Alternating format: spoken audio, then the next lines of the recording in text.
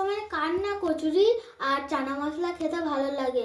আর যদি আমাদের ভিডিওটি ভালো লাগে তাহলে লাইক এবং সাবস্ক্রাইব করে আমাদের পাশে থাকবে। এখানে দেখুন ওই মটরশুঁটি, আদা আর লঙ্কাটা দিয়ে এখানে মিক্সি গ্রাইন্ডারে পেস্ট করে নেওয়া হয়েছে। হ্যালো বন্ধুরা, এই দেখুন আজ আমাদের বাড়িতে হবে কড়াইশুঁটির কচুরি আর চানা পনির। তাই এখানে দেখুন ময়দা মাখানো হচ্ছে। খুব ঠান্ডা পড়েছে তাই গরম গরম কড়াইশুঁটির কচুরি আর চানা পনির খাওয়া হবে। দেখুন এই পেস্টটা এবারে কড়ার মধ্যে দিতে হবে। তার আগে প্রথমে তেল গরম করে, পেস্টটা হয়ে যেতে এর মধ্যে তেল গরম করে তার মধ্যে শুকনো লঙ্কা আর তেজপাতা দিয়ে এবারে পুরটাকে তৈরি করে নিতে হবে। দেখুন আমাদের পুর রেডি, কত সুন্দর হয়েছে দেখুন। দেখুন বন্ধুরা, এবারে এই ময়দার ডোটাকে এবারে লেচি কাটা হচ্ছে।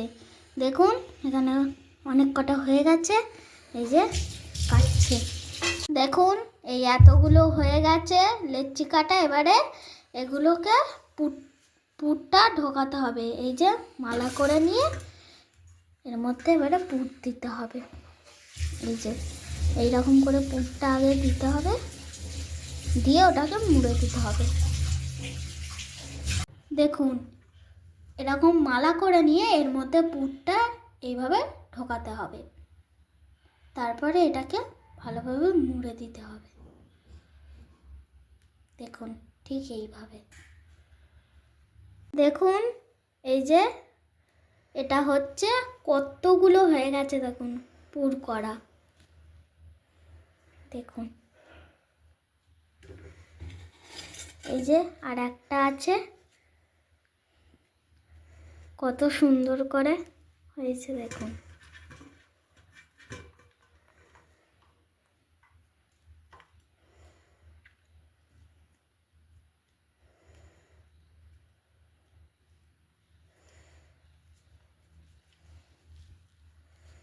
দেখুন এখানে কতগুলো হয়ে গেছে। দেখুন এবারে এই কচুরিগুলো বেলা হচ্ছে। কড়াইশুঁটির কচুরি এখন বেলছে। দেখুন কত সুন্দর গোল গোল হয়েছে কচুরিগুলো। এই যে এবারে কচুরিগুলোকে ছাড়া হচ্ছে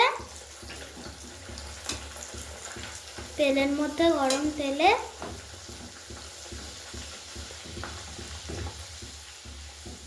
দেখুন এরকম আস্তে আস্তে ফুলছে। এই দেখুন কতটা বড় হয়ে ফুলেছে। এখানে এই যে এটাও অনেক বড় করে ফুলেছে। দেখুন এই যে ভাজা প্রায় শেষ, এটাও অনেক ফুলেছে। এই দেখুন কতগুলো হয়েছে। এই যে দেখুন হয়ে গেছে। এই শীতে কার না গরম গরম কচুরি আর চানা মশলা খেতে ভালো লাগে বলুন।